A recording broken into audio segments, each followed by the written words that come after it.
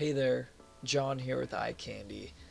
So in this video I'm going to go through some of the steps needed to remove an engine and transmission out of a 98-02 Trans Am or Camaro at home with no lift. This will not be a complete exhaustive how-to video, but it should give you a pretty good idea of what you need to do and hopefully some pointers that other videos online haven't covered. Alright, now that the car's lifted, you'll have to get in the interior, pull out your center console, and then you'll have to take this shifter boot out and the shifter. These are just Phillips screws, and then there's a couple bolts that hold the shifter on. And once you pull those bolts out, you'll be able to pull the shifter off and the boot. Then you'll be able to jump down on the bottom and start taking off the rest to remove the engine. Next, you're going to want to drain your coolant, and if you have refrigerant or your AC still hooked up, you're going to want to get that evacuated before you start this process. On the drive shaft, I used an 11mm with impact extension and a swivel. Now remove the 13mm bolts holding this brace so the exhaust has room to drop down. If you have factory exhaust, this bolt here with this band clamp is actually the only one you have to remove. However, I did remove the entire Y pipe when I pulled this engine out, and it did make everything a little bit easier to get to. So on this one I'm just removing the mounts, and then I'm going to make room so that I can get to the torque arm bolt, which I believe is also a 15mm. You have to get a ratchet up there, it's not the easiest. Next, you'll want to pull the sway bar, which just remove these 4 bolts that hold the sway bar to the frame and leave the rest attached to the subframe and the sway bar links. Moving to the top side of the engine, take out your air box and just basically look at everything that's attached to the engine and inspect the wiring harness and where you can disconnect it. So we're going to take out the radiator and condenser, all the hoses that are attached to the engine itself, and then like the throttle cable and stuff like that. And you'll want to look at the AC hoses and see which one is going to be the most convenient to leave with the car or with the engine.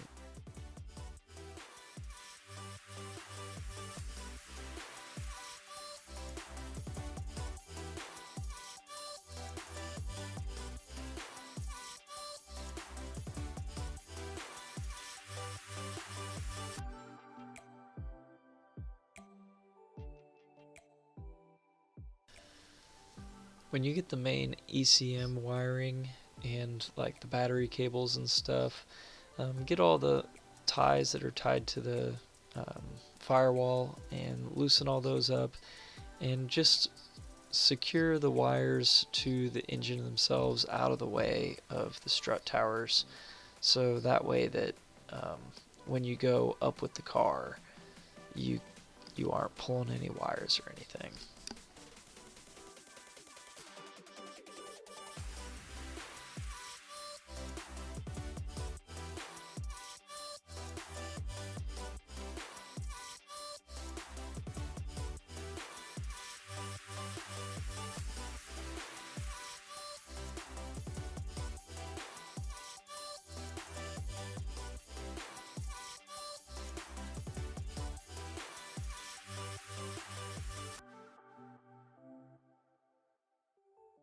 If your car is a manual, you'll have to come back underneath the car and unhook the slave cylinder. In this case, I saw other videos. This is a very difficult thing to do. I would recommend blowing air on it and trying to clean it out the best you can, maybe some lubricant, but you have to push in the little plastic seal, and then the hose is supposed to pull out. However, it is not easy, and I tried everything I could think of, and I finally ended up just getting really mean with it with some vice grips. Fortunately, when I put it back together, it did not leak, but I was expecting to have to replace this hose. So, good luck. This is probably one of the worst parts of the engine removal. Just don't break the slave cylinder. Don't get too mean with it. So, anyways, good luck.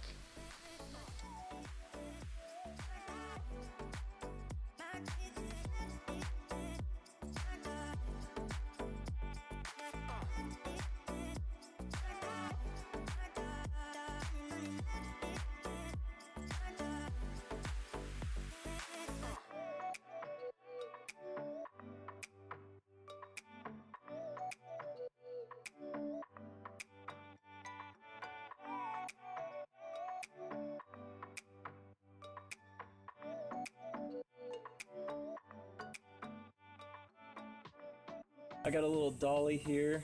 It's just taller than my jacks, and so we got to lower that down before we can go to raise it up. But so what I'm doing here is I got it supported there, and I got just this bolt and that bolt over there holding the subframe in, or the engine cradle. So we'll pull those bolts out, and then we'll lower this down onto the dolly. And then we should be able to switch over to the hoist and raise the car off the engine cradle and engine and trans. I didn't mention that you need 2 jacks so that you can take the cross member bolts out for the transmission, and then you'll be able to lower this down onto a dolly. And they're cheap at Harbor Freight, $10 to $20. One thing I didn't mention earlier is you'll have to take the brake lines that are attached to the engine cradle for the front brakes off of the ABS module or the master cylinder for the brakes. It isn't too extensive to do. You will lose some fluid, but you'll definitely need to do that.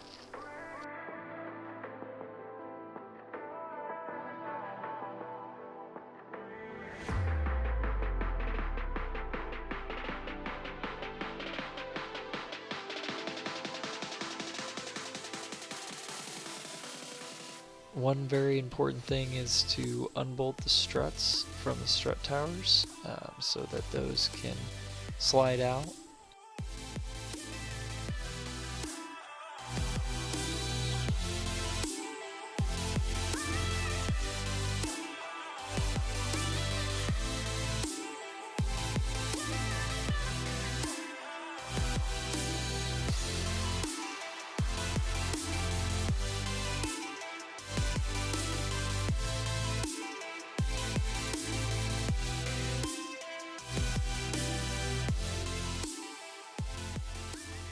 I would recommend pulling the front bumper off so that you can put a chain, or even better, a strap around the impact bar is where I would recommend lifting from.